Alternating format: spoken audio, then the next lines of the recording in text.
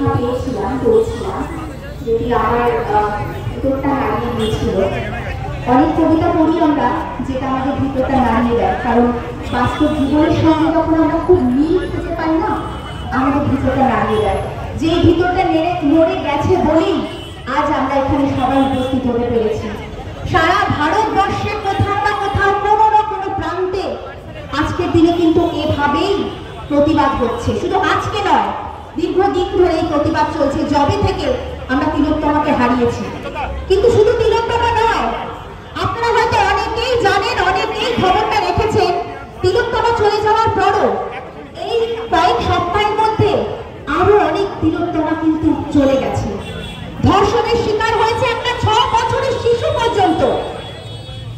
এগুলো কিন্তু চলতে থাকছে, বন্ধ হচ্ছে না। যতদিন না পর্যন্ত একটা কঠোরতম শাস্তি আনা যাচ্ছে আইনের আওতায় এবং কোনো ধর্ষককে কঠোরতম শাস্তি দেওয়া হচ্ছে, ততদিন কিন্তু এটাই চলতে থাকবে। তাই জন্য আমরা শাস্তির দাবিতে এই পথে নেমেছি। আমি জানি না এই কবিতাটি কে লিখেছেন, যেহেতু আমি সোশ্যাল মিডিয়ায় শুনেছিলাম, খুব ছোট্ট একটি কবিতা, সেটি আপনাদের সঙ্গে শেয়ার করছি, যাতে বাচ্চারাও যখন কোনো কিছু বলে বাবা বা মাকে, সেটি গুরুত্ব দিয়ে শোনা হয়। মাকে বলেছিল, কাকাতো ভাইটা হাত রাখে ওর গায়ে, পথে বের হলে চোখ পাকা করে আমারই দেখে যায়। মা ভাবে সব বানিয়ে বলছে, এসব কখনো ঘটে? লোকে কি বলবে শুনলে সব, কত কথা যাবে রোটে। পরশু আমার পথে একা পেয়ে হাত ধরে দিল টান, একটা ভাষায় গাইছিল এক পুরনো বাংলা গান।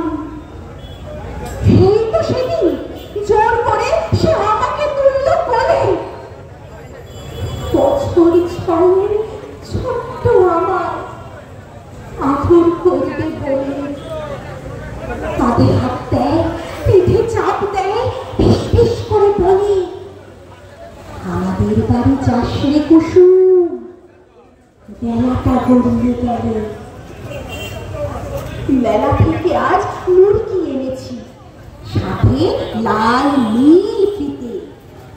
আসবে কিন্তু ঠিক বিকেলে, চুরি সহ সব নিতে। না তো আমার জোর করে সে পাঠালো ওদের বাড়ি।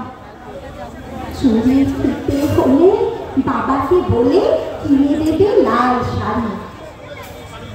সেই যে আমি গেলাম সেখায়, ফিরলাম লাশ হয়ে। চুরি ফিতে, হাতে চুরি, না চুলে ফিতে নেই, হাতে চুরি নেই, রক্তের শাড়ি গায়ে। বাচ্চারা যখন কোনো কথা বলবে বাবা অথবা মাকে, সে ছোট বলে তার কথাটা কিন্তু অবজ্ঞা করবেন না। হতে পারে সে অনেক রকম সমস্যার মধ্যে আছে। গুড টাচ, ব্যাড টাচ, এগুলো যেমন ছোট বাচ্চা মেয়েদেরকে শেখানো দরকার, ছেলেদেরকেও শেখানো দরকার। প্রতি মুহূর্তে বাচ্চারাও এই শিক্ষার সম্মুখীন হচ্ছে।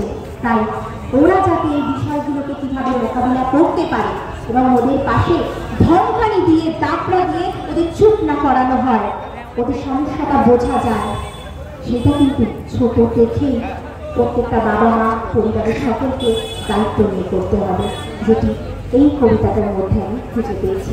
ধন্যবাদ।